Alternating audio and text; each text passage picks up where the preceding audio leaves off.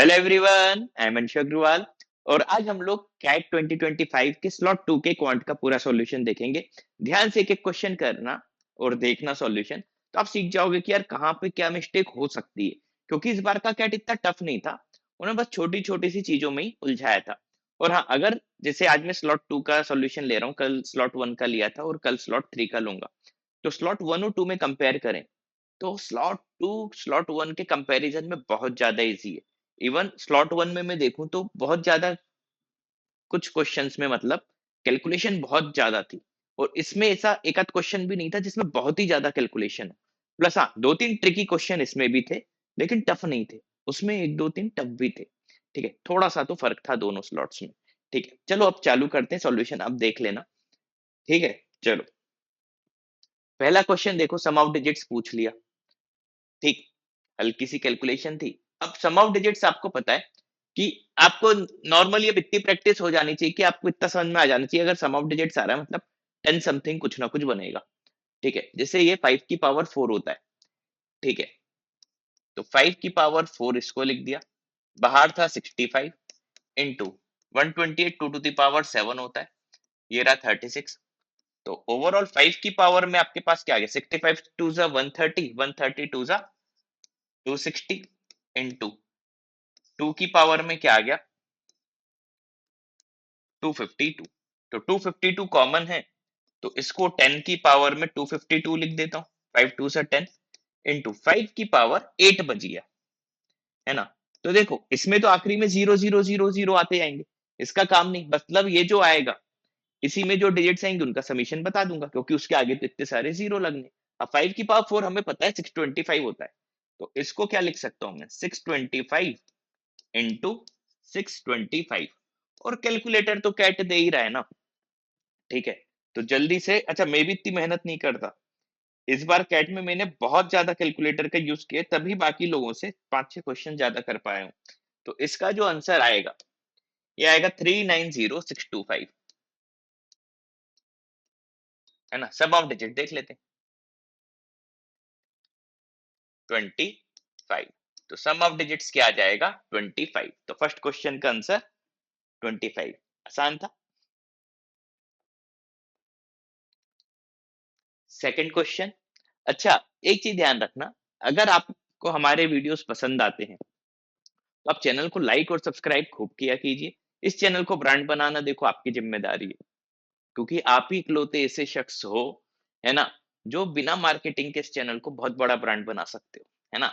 Plus अगर किसी को कैट के 26 या 27 का कोर्स परचेस करना है, ये लिंक दी हुई है ना। ये कोई 2026 की और ये कैट 2027 की, यहाँ पे जाके कोई भी कोर्स परचेस कर सकता है, बस उससे ये वीडियो शेयर कर लेना। चलो सेकंड क्वेश्चन देख लेते हैं। देखो, इनफाइनाइट जीपी का क्वेश्चन है ना। इनफाइनाइट जीपी मतलब ए आर स्क्वायर एक जीपी मान लेते हैं। तुरंत अपन अपने काम पे लग जाते हैं।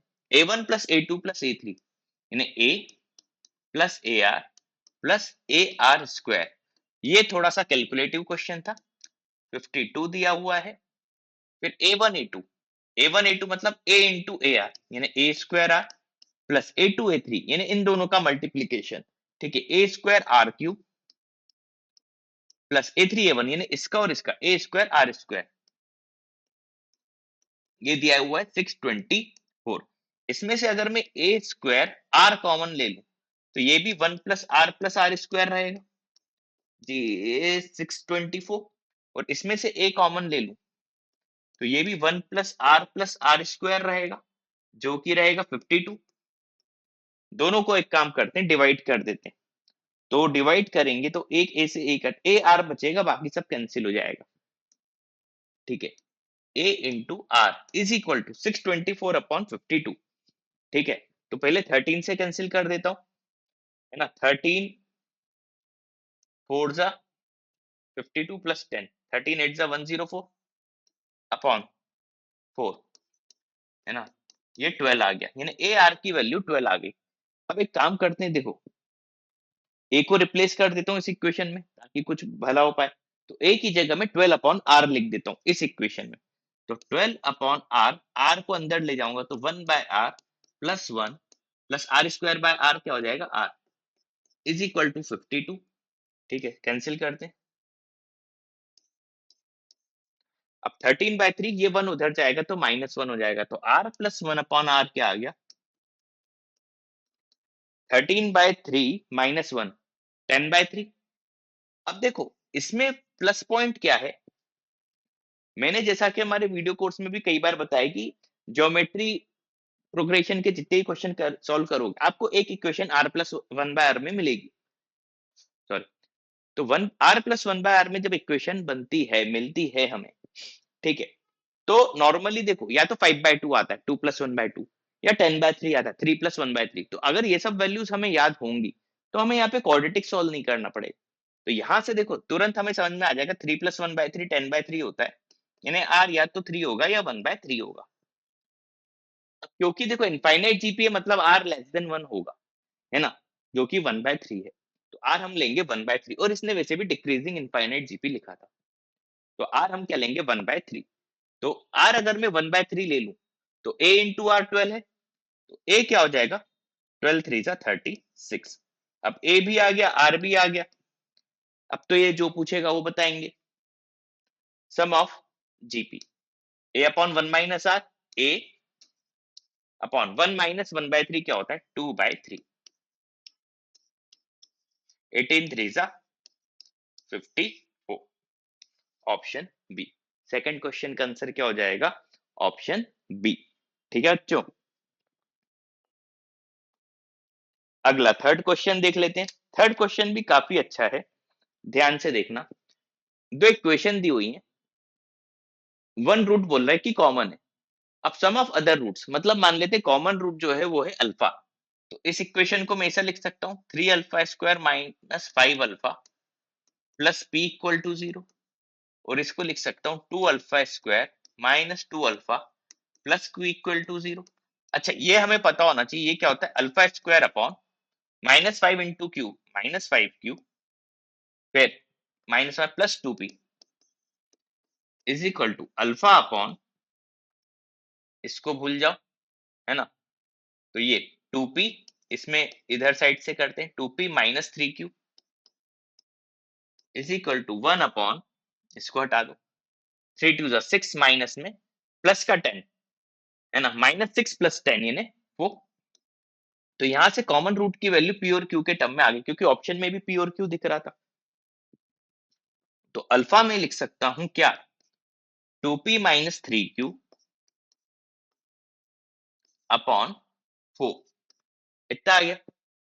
अब देखो सम ऑफ अदर रूट्स पूछा है, तो मैं समीशन का फॉर्मूला लगा लेता हूं, है ना, या प्रोडक्ट का कुछ भी लगा सकता हूं, ठीक है।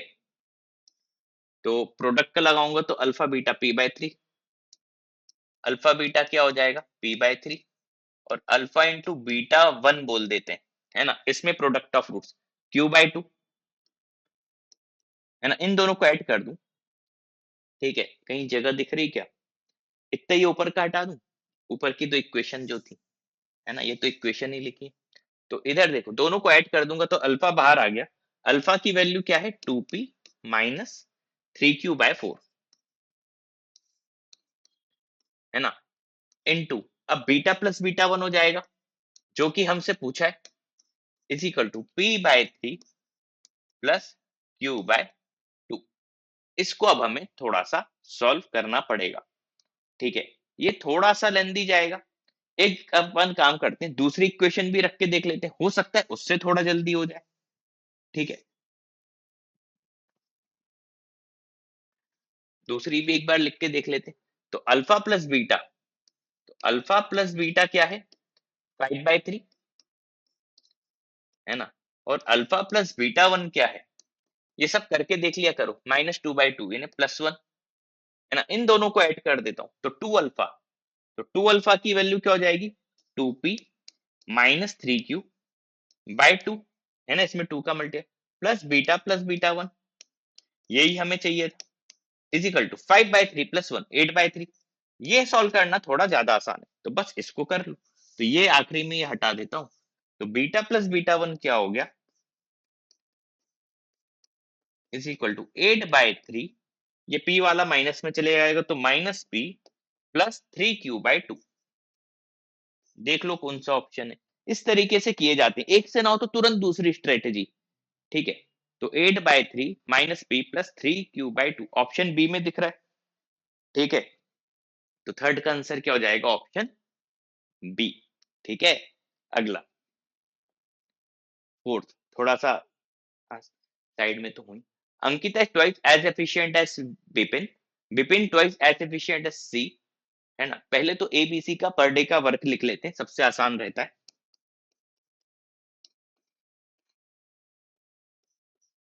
तो सी मान लो per day x unit work करता है, तो बी जो है वो उसका ट्वाइस एफिशिएंट है, इन्हें 2x करेगा, और ए बी का ट्वाइस है, इन्हें 4x करेगा। ये तो पहली फुर्सत में हमें लिख लेना चाहिए। ठीक है, all three of them starting together job and Bipin lives the job after 20 days, है ना। तो देखो 4 + 2 6 + 1 7, तो 7x पर डे काम हो रहा होगा, इंटू 20 कर दें तो 7 × 2 = 140x आपका काम हुआ होगा। ठीक है, if the job got completed in 60 days, है ना, 60 days में काम हो गया, तो देखो 20 days, अच्छा विपिन चले गए, अब ए और सी करेंगे, 4 + 1 5x काम अब होगा, है ना। 20 days तो कर ही चुके हैं, है ना। 40 days और बचे, 40 days में ये कितना कर लेंगे? 200x। तो टोटल वर्क कितना हो जाएगा? 340x। ये आपका टोटल वर्क है। अब क्या बोल रहा है कि अगर सी अकेला करेगा तो कितने दिन में अकेले कर लेगा? तो ये पर डे एक्स यूनिट करता है, 340x, 340 days लगाएगा। ओरल क्वेश्चन था ये, है ना। तो आंसर क्या हो जाएगा इसका? 340 days। ठीक है, आसान था। चलो अगला देख लेते हैं। अच्छा क्वेश्चन है ये। मिक्सचर ऑफ कॉफी कोका 16% इस कॉफी कॉस्ट 240 दी हुई है पर केजी। अनदर मिक्सचर है कॉफी कोका का जिसमें 36% कॉफी, उसका प्राइस 320 है।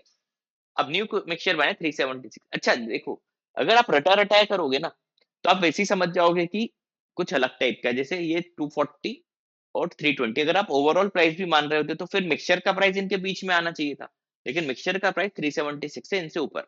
मतलब आप, कई बच्चों ने जो इस तरीके से सोच के किया था वो तो शुरुआत में ही गलत हो गया।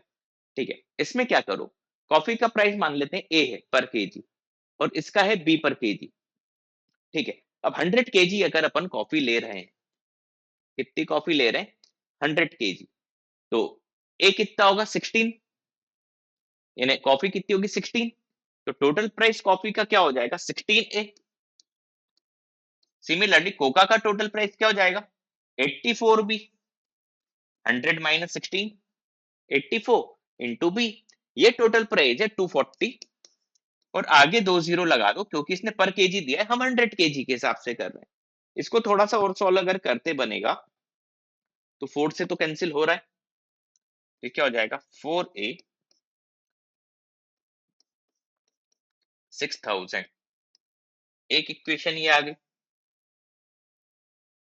दूसरा, अब बोल रहे 36% कॉफी, ये ने वही, उसको भी 100 मान लेते हैं, तो 36a प्लस फिर वो 64 हो जाएगा, बी इज इक्वल टू, इसका प्राइस क्या है? 320 पर केजी, यानी 320, आगे 2 जीरो लगा दो क्योंकि 100 kg हमने लिया है। ये भी 4 से डिवाइड हो रहा है ना।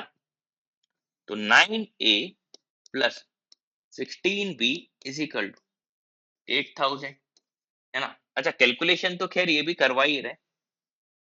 ठीक है, एक काम करते हैं, ऊपर वाली इक्वेशन में 9, नीचे वाली में 4 से मल्टीप्लाई कर देता हूँ।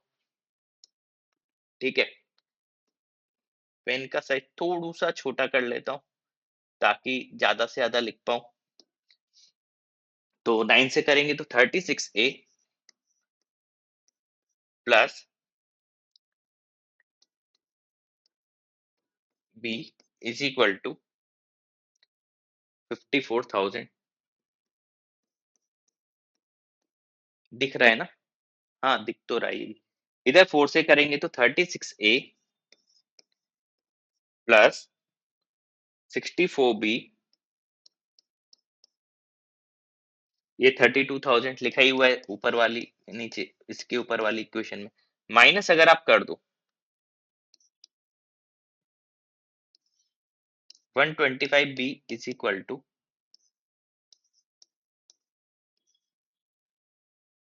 22,000। कैलकुलेशन में एक बार चेक कर लेता हूँ।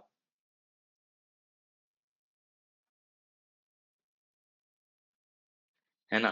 ये आएगा, एक सेकेंड, ठीक है। अब बी को एक यहाँ से लिख लेता हूँ। तो बी की वैल्यू क्या आ जाएगी? 20।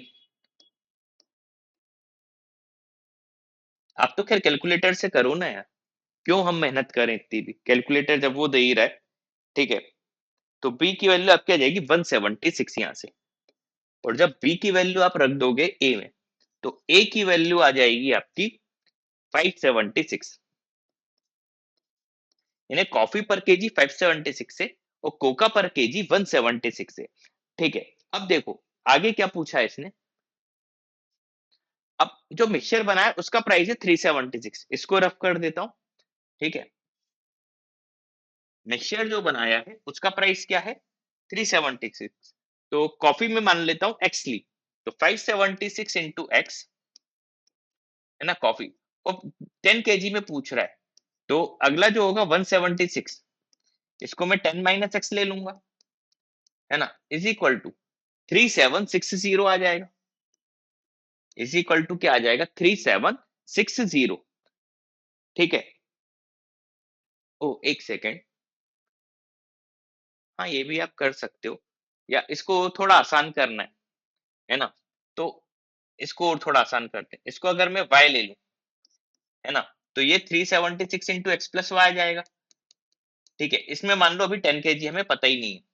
अब देखो 576 में से 376 गया, तो 200x इज इक्वल टू 3 में से 1 गया, 200y। तो यहां से सॉल्व करेंगे तो आपका x is equal to y आ जाएगा। खैर ऊपर भी जो मैंने इक्वेशन बनाई थी उससे भी करते, तो x की वैल्यू 5 निकल के आ जाती। x is equal to y का मतलब क्या है? जितना x लोगे उतना ही y, यानी जितनी कॉफी लोगे उतना ही कोका लोगे। टोटल 10 kg ले रहे हो आप, है ना, तो 5 होगा। तो 5 kg ऑप्शन डी, ठीक है। अच्छा क्वेश्चन था ये भी, है ना। चलो अब वापस आ जाते हैं अगले पे। Sixth question. सिक्स्थ क्वेश्चन क्या है? Certain amount of money divided among PMRS। ये तो बहुत ज्यादा, इससे आसान क्वेश्चन तो आई थिंक इस पूरे उसमें होगा ही नहीं, है ना। कौन कौन है? PMRS,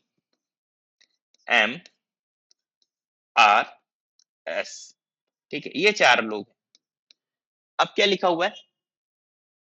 P receive 20% total, total amount of 100x ले लेते, तो P को मिला 20x, है ना।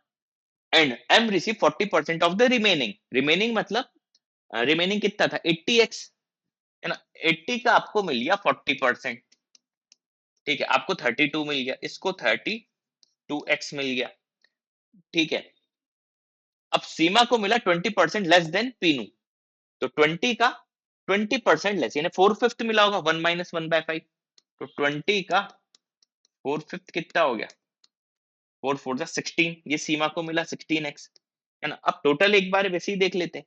ये हो गया 52, 52 प्लस 6 58 और 10 68, 32 बचा, 32 इसको मिल गया, ठीक है। हो गया 100, पूरा सब में मिल गया।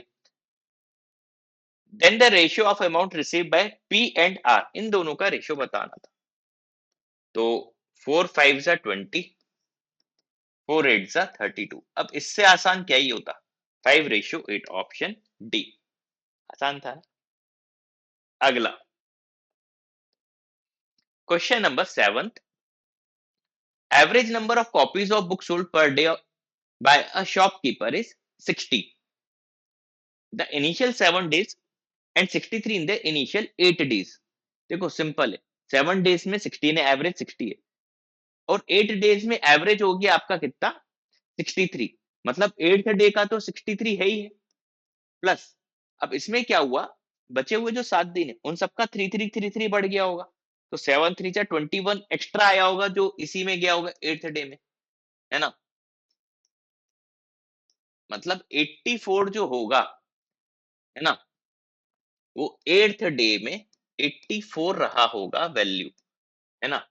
नंबर ऑफ बुक सोल्ड जो होंगी वो 84 हुई होंगी, ठीक है। आगे पढ़ते हैं। On the 9th day she sales 11 copies less than the 8th day, तो 9th डे इससे 11 कम बेची, यानी एक कम कर दो 3, इसमें से एक कम कर दो 73 बेची, है ना। अब ध्यान से देखना 8 डेज तक का जो एवरेज था ये कितना था 63।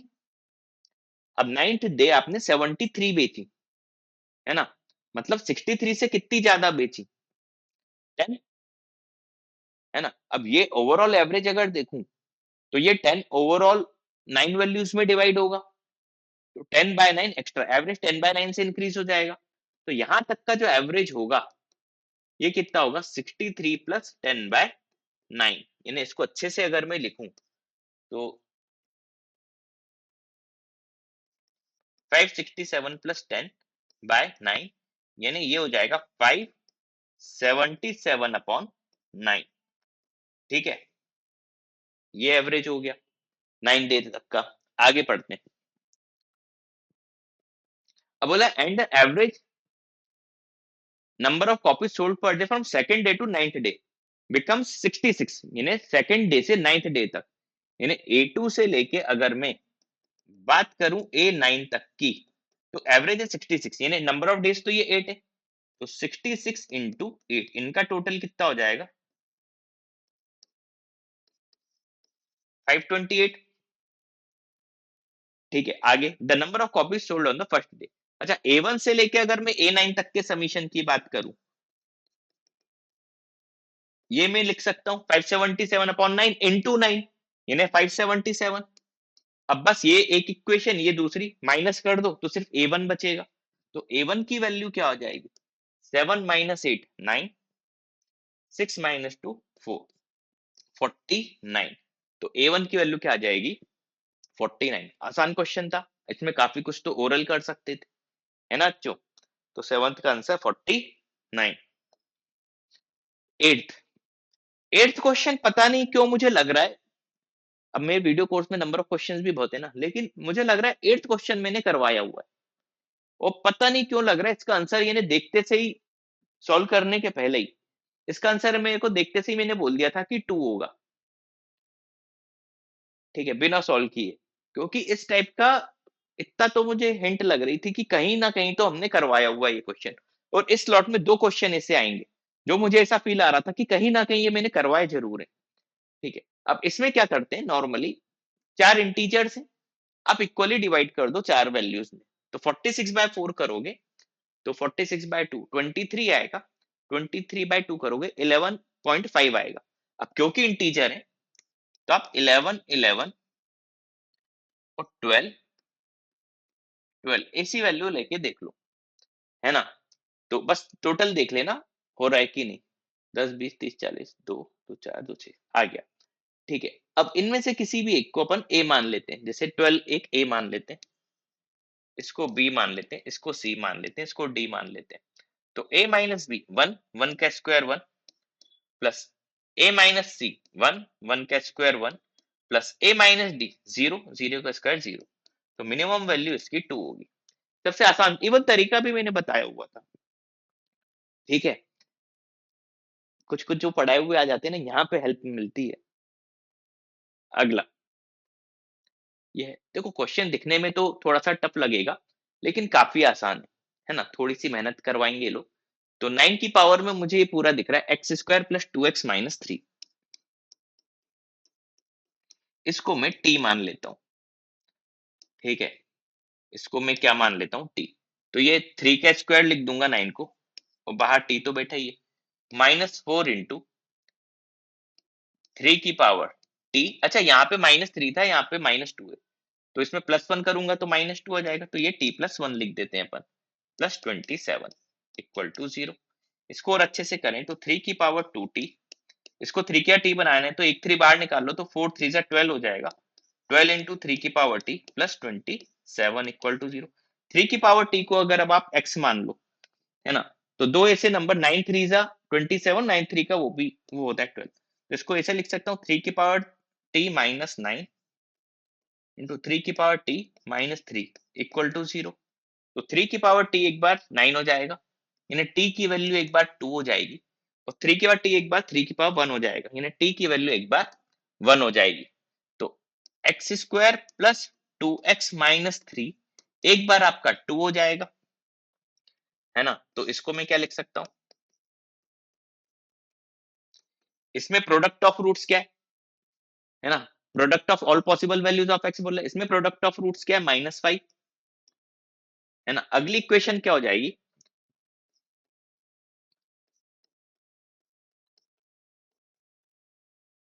है ना, तो ये क्या हो जाएगा, इसमें प्रोडक्ट ऑफ रूट्स क्या हो जाएगा, -4 है ना। अब ओवरऑल सारे वैल्यूज का प्रोडक्ट पूछा था, तो 5 4 जा 20, माइनस और माइनस प्लस हो गया, ठीक है। तो 5 4 जा 20, ऑप्शन क्या हो जाएगा, बी। आसान क्वेश्चन था ना। अच्छा, अभी तक अगर सुन रहे हो तो प्लीज चैनल को लाइक और सब्सक्राइब जरूर कर देना। क्वेश्चन नंबर 10, हेक्सागन का तो मैंने अलग से पूरा एक टॉपिक लेके अच्छे से सिखाया हुआ था। ये क्वेश्चन अगर किसी ने अच्छे से बनाया होगा तो बन गया होगा I think. But diagram, geometry मैंने कहा है आप हमेशा बस डायग्राम बनाओ,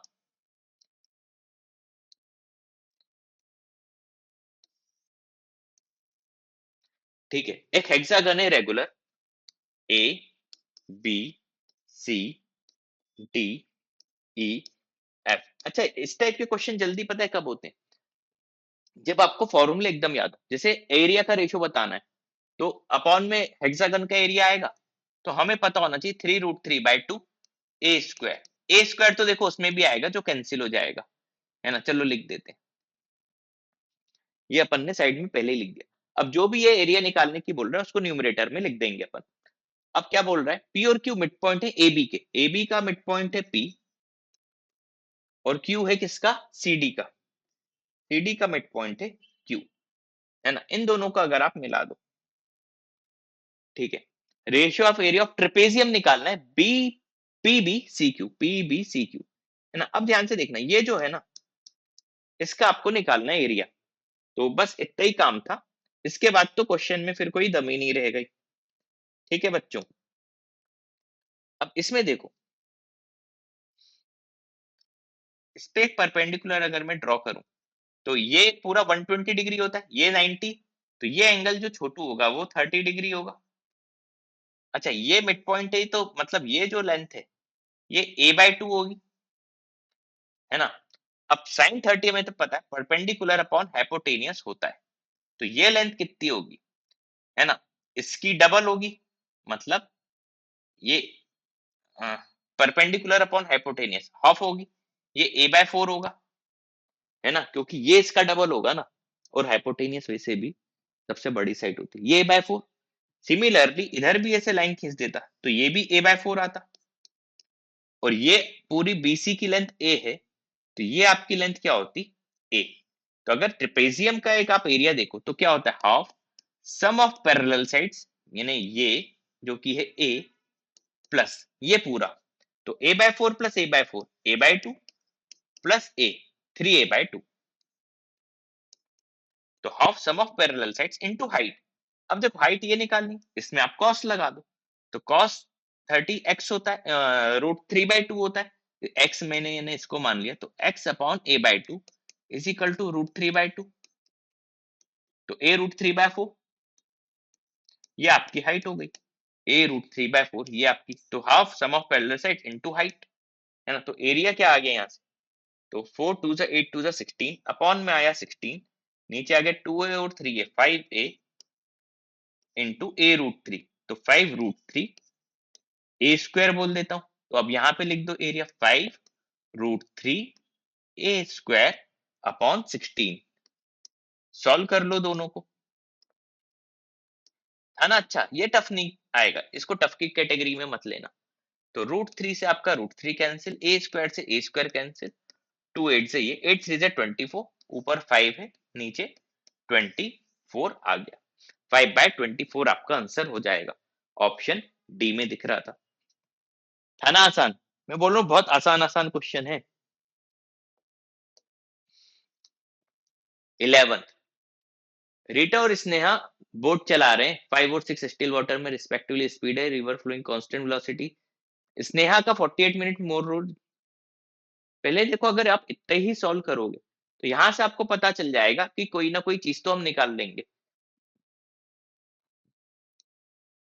ठीक है। तो रीटा की स्पीड इन्होंने दी हुई है 5, स्नेहा की स्पीड इन्होंने दी हुई है 6। अब स्नेहा के बारे में बात चल रही तो अभी इसी पे कंसंट्रेट करते हैं, है ना। स्नेहा 48 मिनट मोर लगा रही अप स्ट्रीम में 14 किलोमीटर, है ना।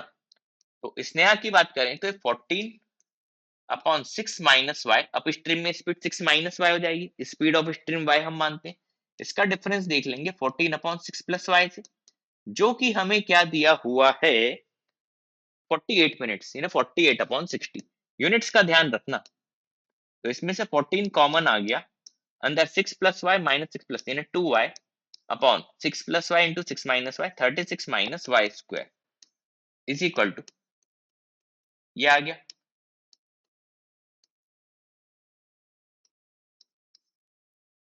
तो 35y is equal to 36 minus y square, तो ये आ गया y square plus 35y minus 36 is equal to 0।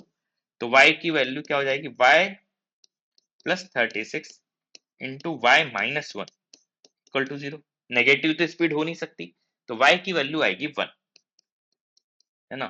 यानी स्ट्रीम की स्पीड 1 आ गई। इतनी मेहनत के बाद हमने स्ट्रीम की स्पीड तो निकाल ली। यहां तक स्क्रीनशॉट लेना हो तो ले लेना, है ना, फिर ये इक्वेशन हटा देंगे, अब अपने किसी काम की नहीं। अब हमें बस पता चल गया कि y क्या है 1। स्ट्रीम की स्पीड यहां से हमें पता चल गई क्या है 1।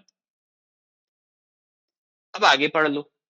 If the reader starts from a certain location in the river and return downstream to the same location, total 100 minute इसको लग रहे हैं। मतलब कोई डिस्टेंस डी इन्होंने ट्रेवल की, है ना, अपॉन 5 प्लस 1 या 5 माइनस 1 पहले बोलो अप स्ट्रीम में, फिर डाउन स्ट्रीम में ये वापस आ गई, यानी 5 प्लस 1 पे वापस आ गई, टोटल 100 मिनट लगे, है ना। आर में ये अपॉन 60, तो डी बाहर, अंदर क्या चाहिए 10 upon 24 is equal to 10 by 6। इससे ये कैंसिल, 6 4 जा 24, डी की वैल्यू आपकी क्या आ गई 4। ठीक है, जल्दबाजी में बस 4 लगा के मत आ जाना। इन्होंने क्या पढ़ा टोटल डिस्टेंस, तो 4 गया और 4 वो वापस आई, है ना, तो 4 प्लस 4 क्या हो जाएगा 8। ठीक है, तो 11th क्वेश्चन का आंसर क्या हो जाएगा 8। उम्मीद है ये भी आपको अच्छे से समझ में आ गया होगा। अगला देख लेते हैं, तो साइड में हो जाता हूँ, पूरा अच्छे से देख लेना question. An item with cost price 1650 दिया हुआ है, is sold at a certain discount on a fixed market price to earn profit। अच्छा 1/5 प्रॉफिट ले रहा है, तो 1650 का 1/5 देख लेते हैं पहले ही, है ना। 330 का प्रॉफिट 1980 इसको चाहिए, है ना। इफ द डिस्काउंट डबल कर दिया तो प्रॉफिट 110 हो जाएगा। अच्छा, प्रॉफिट अगर डिस्काउंट डबल कर दिया तो 1650 आपका है, अभी आपको 110 और मिलेगा 1760। तो देखो पहले आप क्या कर रहे थे, मार्क प्राइस में अगर एक्स का डिस्काउंट दे रहे थे तो आपका प्राइस आ रहा था 1980 सेलिंग प्राइस, और अगर आप मार्क प्राइस में 2x का डिस्काउंट दे रहे हो तो आपका आ रहा है 1760। ठीक है, तो द रेट ऑफ डिस्काउंट इन पर, हमें बेसिकली एम निकालना है, तो पहले चलो माइनस कर देते हैं, तो एक्स की वैल्यू क्या आ जाएगी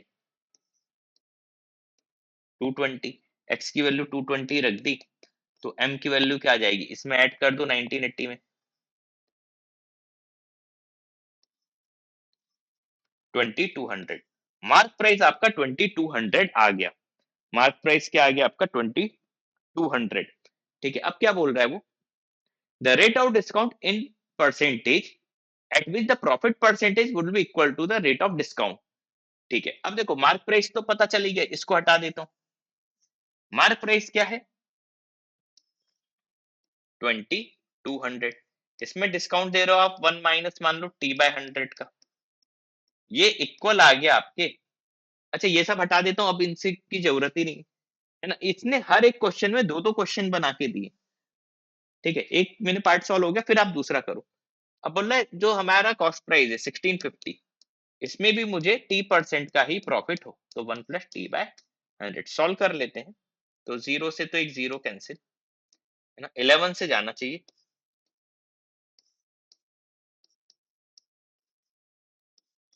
तो हो जाएगा 4 minus 4 t by 100 is equal to 3 plus 3t/100। तो इसको सॉल्व करेंगे तो 7t/100 इज इक्वल टू 1। तो t की वैल्यू 100/7। अच्छा, 1/7 कितना होता है? 14.28 है ना। नियरेस्ट इंटीजर बताना था, 14 आंसर हो जाएगा आपका ऑप्शन ए। तो 12th क्वेश्चन का आंसर क्या हो जाएगा? 14। अच्छा क्वेश्चन था ये भी, इसमें तो कैलकुलेटर की भी ज्यादा जरूरत नहीं पड़ी। एम और एन इंटीजर है, ये बहुत अच्छा क्वेश्चन है। इसका कई लोगों ने गलत आंसर लगाया है, बहुत अच्छे से देखना इसको। ठीक है, नॉर्मली क्या होता है, इस टाइप के क्वेश्चन में ही बस हमें प्रैक्टिस करनी है अगर हम प्रो एकदम होना चाहते हैं। नॉर्मली आप या तो 27 वन सा 27 लोगे या 9 थ्री सा लोगे, है ना। तो देख लेते हैं। एक है m+2n और एक 2m+n।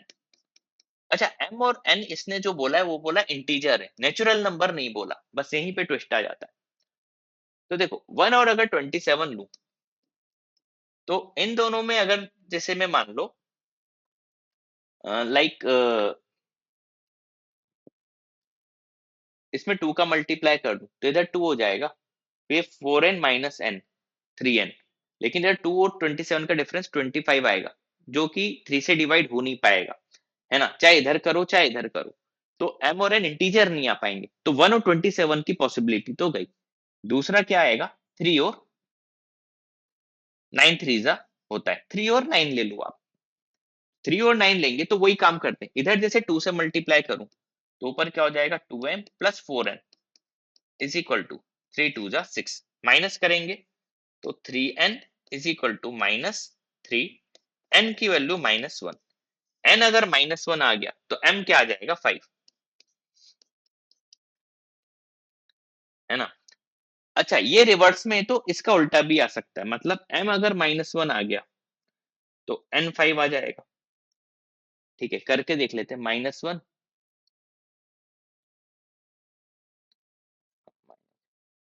नहीं, चलो एक इससे वैल्यू निकाल लेते पहले।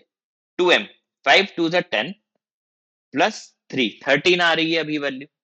एक वैल्यू मेरी आई अभी 13, है ना। मैक्सिमम निकालनी है। अब इसका उल्टा करके देखते हैं। ठीक है, यहाँ पे मैं लिख देता हूँ, चलो यहीं पे अलग से बना लेते हैं। इस बार m+2n को मैं 9 लिख देता हूँ और 2m+n को 3 लिख देता हूँ। ठीक है, वही काम इसमें 2 से मल्टीप्लाई कर दूं तो 4m+2n is equal to 3 2 6। Minus कर दें तो इसमें से वो माइनस करो तो 3m is equal to -3 m-1। वही तो मैंने कहा था, m-1 और n 5 आ जाएगा, है ना। हाँ, वही मैं कह रहा था, पता नहीं उस समय। अब देखो m-1 n 5, ये तो नेगेटिव में जाएगा, इसकी जरूरत नहीं है। तो कई लोगों ने इसका आंसर 13 लगाया था, लेकिन एक चीज और थी, आप -9 और -3 भी तो ले सकते थे। बस यहीं पे अब कहानी में ट्विस्ट आ जाएगा। तो m+2n अगर आप -3 ले लो और 2m+n आप ले लो -9। अब देखो 2 से मल्टीप्लाई करूं तो 4m+2n is equal to -18। Minus कर दो तो 3m is equal to -18 -15। m की वैल्यू -5। अच्छा, -5 और n+1 आ जाएगा आपका, है ना। तो -5+1, है ना। इसको तो करेंगे तो नेगेटिव आएगा। इसका उल्टा एक केस और क्या बनेगा, अब पूरा नहीं लिखेंगे अपन। तो m अगर मैं 5 ले लूं तो n क्या आ जाएगा? -1। तो देखो 5 2 जा 10, m 5 3 13। इसका आंसर 13 ही है क्या? मैं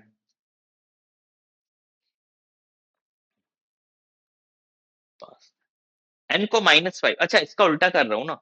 तो m को आप लो -5 और m आएगा 1। ठीक है, इसके रिवर्स में। तो देखो -5 इंटू -3 प्लस का 15 और 2 1 जा 2, 15+2 17। तो 13 और 17 में ज्यादा क्या है? 17। आंसर क्या आ जाएगा 70। देखो ऐसे किया था, एक बार m5 तो n-1, तो दूसरी बार n5 तो m-1, सिमिलरली एक बार m-5 तो n1, तो n जब -5 होगा तो m1 हो जाएगा। ठीक, तो बस टोटल इतनी वैरायटी थी इसमें। दिखने में बहुत छोटू क्वेश्चन था लेकिन अच्छा दिमाग वाला क्वेश्चन था। क्वेश्चन नंबर 14, ये तो बच्चों टाइप क्वेश्चन था। इस टाइप के मैंने हमारे वीडियो कोर्स में बहुत सारे क्वेश्चन कराए। हमेशा से बॉट पे ध्यान देना है। तो एक केस हम जब लेंगे x लेस देन -9 हो जाएगा। एक केस ले लो x जब ग्रेटर देन -9 हो। तो जब लेस देन होगा तो साइन चेंज हो जाएगा, तो प्लस x, ये ग्रेटर देन 0 तो x स्क्वायर प्लस 2x। इसका डिस्क्रिमिनेंट अगर आप देखोगे b स्क्वायर माइनस 4ac, है ना, ये तो इमेजिनरी कॉम्प्लेक्स रूट्स आ रहे हैं, ये तो मतलब ये तो हमेशा पॉजिटिव ही रहेगा, ग्रेटर देन 0 ही रहेगा। तो इस पे तो अब ध्यान देने की जरूरत ही नहीं, इसने तो हमेशा ही ग्रेटर देन 0 रहना है। इस पे आ जाओ, है ना, और वैसे भी रियल वैल्यूज ऑफ x बोल रहा था, ये तो रियल आ ही नहीं रहा। ग्रेटर देन जब -9 होगा तो साइन जैसा है वैसे ही रहेगा। इससे ये कैंसिल, तो x प्लस 3 एक्स स्क्वायर -9 आया ना। ग्रेटर देन 0 की कंडीशन क्या होती है? माइनस इंफिनिटी से -3 यूनियन 3 से इंफिनिटी। Option A. सिंपल था ये क्वेश्चन तो, इसमें तो ज्यादा कुछ करना ही नहीं था। अगला, इस टाइप का क्वेश्चन भी अगर मैंने काफी कराए, 3r+1 का मतलब होता है ना, बस आपको यही पता होना चाहिए 3r+1 का मतलब क्या है। किसी भी नंबर को अगर हम 3 से डिवाइड करें तो रिमाइंडर 1 आना चाहिए। ठीक है, ये बहुत अच्छा क्वेश्चन था। तो एक काम करो, पहले इसमें 1 1 वाले ढूंढते। अच्छा, ये अपने काम का नहीं है, पहली फुर्सत में ऐसी चीजें हटा दिया करो जो आपके काम की ना हो। ठीक है, तो हमारे लिए क्वेश्चन क्या है, 2 की पावर 6 इंटू 5 की पावर 3 इंटू, अच्छा 7 तो 1 ही देगा, आप चाहो तो उसको डायरेक्ट 1 लिख सकते हो, है ना, 7 लेने दो, है ना, क्योंकि पावर लिखाएंगे तो अपन को टोटल फैक्टर निकालने में काम आए। अच्छा, पहले अपन करते हैं, सबका मल्टीप्लिकेशन 1 इंटू 1 तो 1 ही होता है। ये दोनों ऐसे हैं जो 1 या -1 रिमाइंडर देंगे। तो ये 1 कब देगा? जब ये 4 हो जाएगा। ये 1 कब देगा? जब ये 25 होगा, है ना, तो 25 की पावर में तो 1 ही रहेगा, है ना, 5। और ये तो 1 ही है, इसके लिए तो आपको ज्यादा कुछ सोचना नहीं है। तो इसके टोटल फैक्टर निकाल लो, ये सारे के सारे क्या होंगे? 3r+1 के फॉर्म के होंगे। तो 4 2 जा 8 3 जा 24। अच्छा, ये लोग भी स्मार्ट हैं, एक ऑप्शन 24 भी दिया हुआ है। पेपर बहुत ट्रिकी बनाया था, मजेदार, है ना।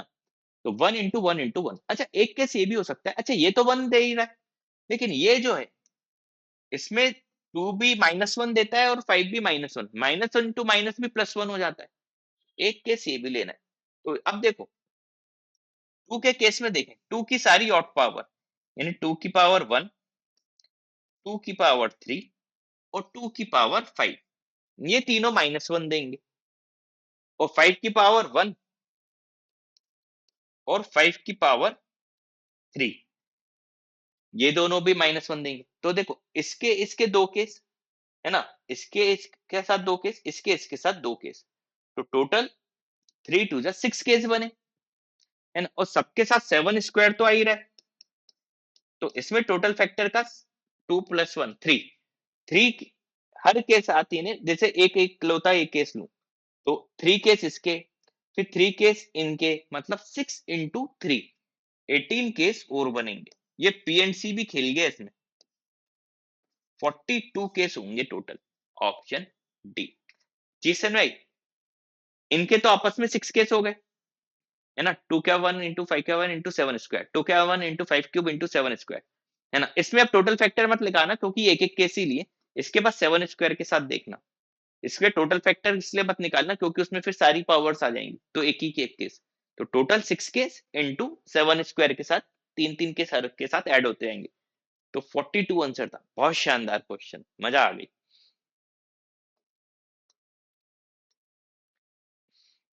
ये तो बहुत सिंपल क्वेश्चन है, इसको आप चाहो तो ओरल भी कर सकते थे। अब देखो, एफ ऑफ जी एक्स हो चाहे जी ऑफ एफ एक्स हो, है ना, इन दोनों का भी तो नॉट डिफाइन नहीं होना चाहिए, मतलब 1 और 1/2 तो आपको पहली फुर्सत में लिखना ही है।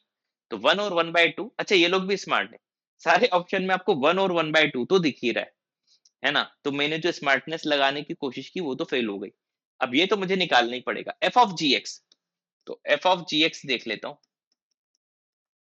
तो एफ क्या है? एक्स। इसमें जीएक्स लिखना है। जी क्या है? X upon x minus one upon इधर to x upon x minus one F of GX ही हो जाएगा। तो x upon two x minus x यानी एक्स प्लस वन। तो इसका डोमेन माइनस वन और आ गया। Plus ji of F x निकालने की जरूरत नहीं, माइनस वन एक हमको दिख ही गया। तो माइनस वन और किस में दिख रहा है? ऑप्शन डी में दिख रहा है। तो चाहो तो पूरा सॉल्व करने की जरूरत नहीं थी। 16 का आंसर क्या हो जाएगा आपका? Option d. अगला देख लेते हैं। Triangle ABC, point D and E, ठीक है। बीसी और एसी, जब भी ट्रायंगल बनाना हो ना, ज्योमेट्री के क्वेश्चन तो आपके जितने भी ये लोग पूछें, डायग्राम में ही आधा खत्म हो जाता है। बोल रहा है कि डी और ई पॉइंट है बीसी और एसी पे रिस्पेक्टिवली। डी यानी यहाँ पे है और ई मतलब मान लो यहाँ पे है, ठीक है। बीई नहीं, डी है बीसी पे, वही मैं सोचू, डी और ई। अब आएगा ना बीई और AC AD intersect at point T. ये टी पॉइंट पे इंटरसेक्ट किया इन लोगों ने। AD upon AD 4/3, AD upon AT, तो इन दोनों को ऐड कर दो ना। अच्छा एडी आपको दिया ना 4, एडी अगर पूरा 4 है तो एडी है 3, यानी अगर ये 3x है तो टीडी आपका x हो जाएगा। 4/3 रेशियो आ गया। इस तरीके से तुरंत ऐसे ऐसे लिख लिया करो। सिमिलरली बीई, बीई अगर 5 है तो बीटी क्या है? 4। तो बीटी आपका 4y ले लो, तो ये सिर्फ y हो जाएगा। तो 5y इतना हो गया। यहां तक कोई दिक्कत नहीं है, ठीक है। इसके बाद कलर चेंज कर लेते हैं, समझाने में आसानी होगी। Point F lie on AC such that DF parallel to BE. तो बीई के पैरेलल ऐसा खींच दो। ये अच्छा नहीं खींचा थोड़ा, यार मेरी पूरी ड्राइंग खराब हो जाएगी।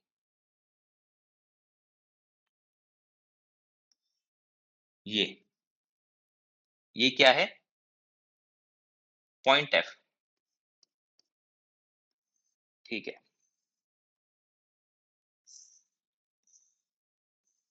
थोड़ा सा ठीक। ये 3x और ये क्या था? x था ना। ये मिट गया अपन से, ये x था, ठीक है। अब लाइन वापस से वो ब्लैक वाला ही कर दे, उसी से सही है। हाँ,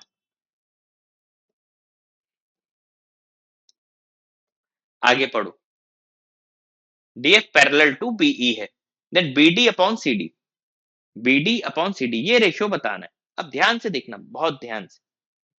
अगर मैं ये इसके पैरेलल है ना,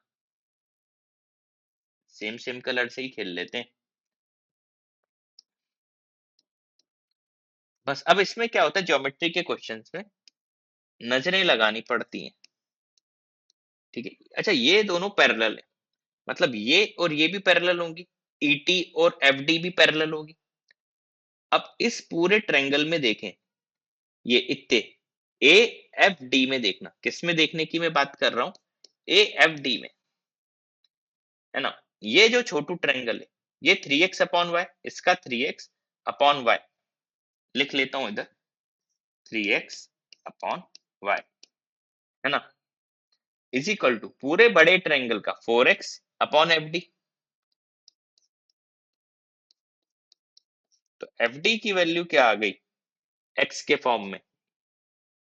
4y अपॉन 3। ये वैल्यू क्या आ गई? 4y अपॉन 3, ठीक है। एफ डी की वैल्यू 4y अपॉन 3 मिल गई, ठीक है। ये बस सिमिलर सिमिलर खेलना था। अब आप ध्यान देखो, अब ये तो पैरेलल है। अब ट्रायंगल कौन सा देखें? बीसीई में देखना, क्योंकि यहीं से अब अपना काम होने वाला है। ये इसमें भी ये दोनों पैरेलल है, है ना, ये पूरा 5y और ये, अब हम इससे देखें CD अपॉन इसकी लेंथ, CD अपॉन इसकी लेंथ 4y/3, है ना, इस ट्रायंगल में इज इक्वल टू, पूरे ट्रायंगल में देखो तो BC अपॉन ये पूरी length 4y + y 5y, y से y कैंसिल, तो BC अपॉन CD लिखूं अगर मैं, है ना, तो 5 3 जा 15/4, तो BC अगर पूरा 15 है, ध्यान से देखना, BC अगर पूरा 15 है तो CD कितना है 4, तो ये कितना होगा 11, तभी तो 11 + 4 15 होगा। अब तो BD अपॉन CD पूछा था, 11/4 आंसर, पूरा सिमिलर का अच्छा सा यूज करवा लिया इन लोगों ने। ठीक है, तो डायग्राम बना बना के ही चीजें आपकी खत्म हो जाएंगी। ठीक है बच्चों, 18th क्वेश्चन देख लेते हैं। लोन ले रहा है 1000 रुपए का, दो इंस्टॉलमेंट में 530 और 594 की at the end of first और second year respectively, interest is compounded annually, then the rate of interest R% मान लो 1000 रुपए पे आप ले रहे हो, तो टोटल आपको अमाउंट कितना देना है, बिल्कुल बेसिक से जाया करो, 1 + R/100 का स्क्वायर, है ना, इज इक्वल टू, पहली बार आपने जो 530 दिया उस पे तो 1 साल का इंटरेस्ट मिल जाएगा आपको, और दूसरी बार तो आपने 594 देके काम ही खत्म कर दिया, दूसरी बार आपने 594 देके काम ही खत्म कर दिया, तो 1 + R/100 को अगर मैं T मान लूं, है ना, तो देखो 1000T² minus 530T minus 594 equal to 0, quadratic बन गए। इस बार इन लोगों ने मेहनत खूब ज्यादा करवा दी, तो माइनस भी plus minus √B² minus 4AC/2A आप करते रहना, तो T की वैल्यू जो आपकी आएगी 108/100 आ जाएगी, वो फॉर्मूला लगा के, है ना।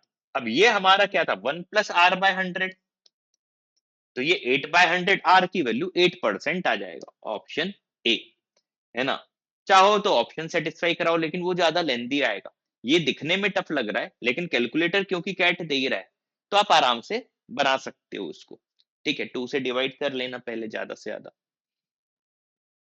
19th क्वेश्चन, अच्छा अभी तक देख रहे हो तो यार सब्सक्राइब, लाइक, है ना बच्चों। चलो 19 देखते हैं। Ratio of expense of Lakshmi Meenakshi, ये भी देखो बच्चों टाइप का क्वेश्चन। तो एक है आपकी लक्ष्मी जी, एक है मीनाक्षी जी, है ना, इनके एक्सपेंस का जो रेशियो है वो क्या है 2/3, इन्हें अगर ये 2A खर्च कर रही हैं तो ये 3A करेंगी, है ना। Then the ratio of income of Lakshmi, अब लक्ष्मी का इनकम जो कि हमें नहीं पता, तो L लिख लेते हैं, अपॉन एक्सपेंडिचर ऑफ मीनाक्षी जो कि 3A था, ये हमें दिया हुआ है 6/7, तो ये 18A/7 लक्ष्मी की इनकम हो गई 18A/7, तो इनकम माइनस एक्सपेंस अगर देखें तो इसकी सेविंग हमें पता चल जाएगी, है ना, तो 18 - 14 4A/7 इसकी सेविंग हो गई। अब आगे क्या लिखा हुआ है, the excess of income over expense is saved by Lakshman Meenakshi and the ratio of their saving, saving का रेशियो है इसका अगर 4A/7 है, अपॉन मीनाक्षी की जो सेविंग है M मान ले, ये हमें क्या दिया हुआ है 4/9,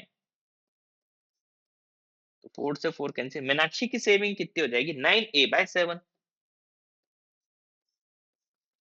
ये मीनाक्षी की सेविंग हो गई।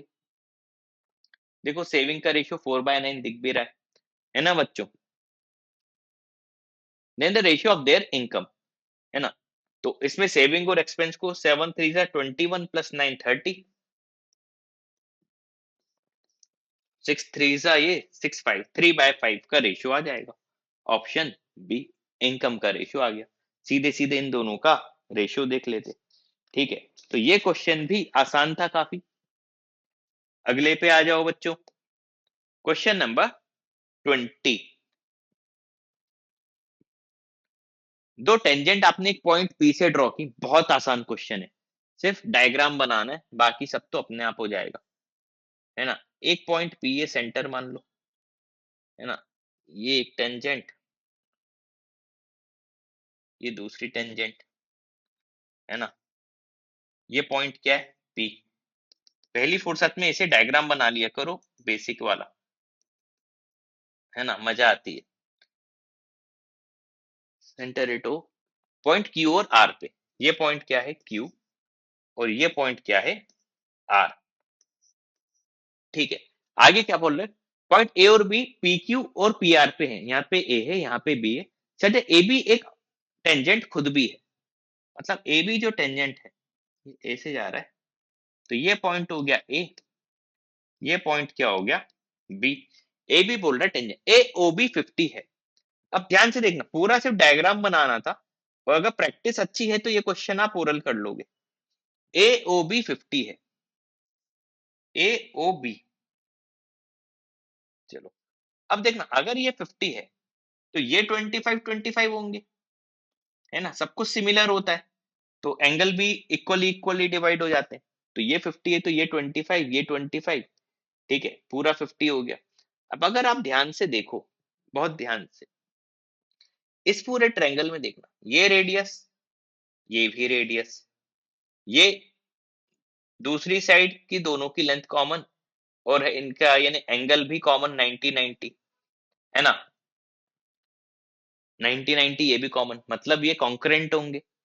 ठीक है, और सीधी बात है, ये टेंजेंट ये है, ये और ये लेंथ भी इक्वल, तीनों लेंथ इक्वल मतलब तीनों एंगल इक्वल। तो अगर ये 25 है तो ये भी 25 होगा। सेम लॉजिक से अगर ये 25 है तो ये भी 25 होगा। तो ये टोटल कितना हो गया 100, है ना। अब ये जो बड़े ट्रायंगल है, अपोजिट का एडिशन क्या होता है इसमें 180, क्योंकि ये दोनों तो 90-90 होते हैं। तो angle O plus angle P आपका 180 डिग्री होता है, जिसमें 100 ये आ गया, तो ये क्या होगा 80 डिग्री। सब कुछ यानी अगर बेसिक फंडे क्लियर हैं तो आप इस क्वेश्चन को सिर्फ डायग्राम बना के ओरल कर सकते थे। क्वेश्चन नंबर 21 देख लेते हैं। लॉग, चलो लॉग को, अच्छा ये सब टू की पावर्स में दिख रहे हैं बेस, तो पहले तो उनको आप सॉल्व करो। जैसे एक्स स्क्वायर है, सिर्फ एक्स बनाते हैं तो 2 बाहर आएगा, 64 में 2 की पावर 6 होता है, 6 नीचे आ जाएगा, है ना। लॉग बेस 2x प्लस ये 2 की पावर 9, 3/9, 3/9 मतलब 1/3, है ना, रूट वाई इंटू जेड। तो एक काम करते हैं, इसको रूट वाई रहने देते हैं, प्लस 1/3 लॉग जेड अलग से लिख देते हैं, वाई सबको अलग अलग अभी अपन ट्रीट करते हैं, है ना। और ये भी एक है, ये अपन से छूट गया अभी, है ना। ये 2 की पावर 3 है, 1/3 लॉग रूट वाई।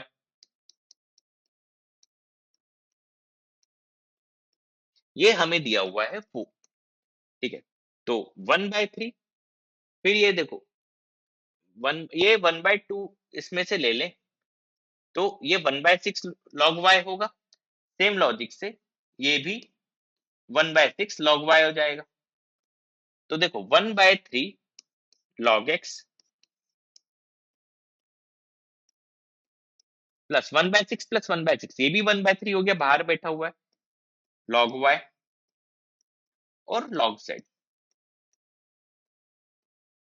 ये हमें दिया हुआ है क्या 4, तो 4 3 जा 12, तो 2 की पावर 12, यानी इसको हम ऐसे लिख सकते हैं ना, log base 2 x y z is equal to 12। तो एक्स वाई जेड की वैल्यू क्या आ जाएगी 2 की पावर 12। अच्छा, minimum value of x y z पूछिए, दुनिया जानती है इन तीनों को आप इक्वल कर दो, तो 2 की पावर 4, 2 की पावर 4, 2 की पावर 4 होगा, तीनों इक्वल, है ना, ताकि 2 की पावर 12 आ जाए। 2 की पावर 4 क्या होता है 16, तो तीनों की वैल्यू होगी 16, 3 टाइम्स पूछा है, 16 3 जा 48, एएमजीएम का बेसिक सा लॉजिक लगाया था, ऑप्शन सी आपका आंसर आ जाएगा। तो 21 का आंसर क्या हो जाएगा ऑप्शन सी। ठीक है बच्चों, आखिरी देख लेते हैं। Suppose a B c 3 distinct natural number, अलग अलग है, सच दैट ये एक इक्वेशन स्मॉलेस्ट पॉसिबल वैल्यू, ठीक है। इसको अगर मैं सॉल्व करूं, ध्यान से देखना, तो 3ac minus 8a is equal to 8b। तो a अगर कॉमन निकाल लूं तो 3c माइनस 8 आएगा इज इक्वल टू 8b। इस टाइप के मैंने क्वेश्चन इन्हें तरीका बताया हुआ है। अब देखो ए बी सी क्या है, डिस्टिंक्ट नेचुरल नंबर। नेचुरल मतलब पॉजिटिव। तो देखो अगर मैं ए बी सी की अब यहां से मैं वैल्यू लिखना चालू करूं तो सी को देखो मैं 1 ले नहीं सकता, नेगेटिव आ जाएगा, ए नेगेटिव हो जाएगा। 2 ले नहीं सकता, सेम लॉजिक नेगेटिव। 3 लूंगा तो हो सकता है। तो मिनिमम सब अपन लिखना चाहें तो सी अगर 3 हो गया तो डिनोमिनेटर में तो 1 आ गया, तो बी को 1 ले लेते हैं तो ए 8 हो जाएगा, है ना, 8 1 8। तो अभी एक वैल्यू ये आ रही है ना। दूसरा और देखते हैं, सी को अगर मैं 4 ले लूं, ठीक है, देखते हैं। अभी इन तीनों का अपन सिंपल एडिशन देख लेते हैं, बाद में इसमें वो रख देंगे 12, ठीक है। अब 4 ले लूं तो 4 3 12 माइनस 8, 12 माइनस 8 4, और 4 2 सा वो हो जाएगा 8, तो ऊपर 2 आ जाएगा। बी को अगर 1 ही रखूं तो ए 2 आ जाएगा, है ना, 2 1 2। अभी ये सबसे छोटा आ रहा है। सी को अगर मैं 5 लूं, 5 3 15 माइनस ये इट्स 7, बी को फिर 7 होना पड़ेगा, देखो बी बढ़ जाएगा, है ना। ऐसे ही 5 के बाद 3 4 5 6 रखूंगा 8। अब चीजें बढ़ते जाएंगी, तो अब कोई लॉजिक नहीं लग रहा इन्हीं दोनों में से। और इन दोनों में भी मिनिमम क्या है, ये। तो यही वैल्यू रख दो 3a, यानी 3 2 6 plus 2b 2 1 2 plus c 4, 12 answer हो जाएगा। तो क्वेश्चन नंबर 22 का आंसर जो हो जाएगा वो 12 हो जाएगा। तो उम्मीद है आपको ये वीडियो अच्छे से समझ में आया होगा। अभी तक सुन रहे हो तो चैनल को लाइक और सब्सक्राइब जरूर कर दो, ठीक है। चलो, thanks for watching this video.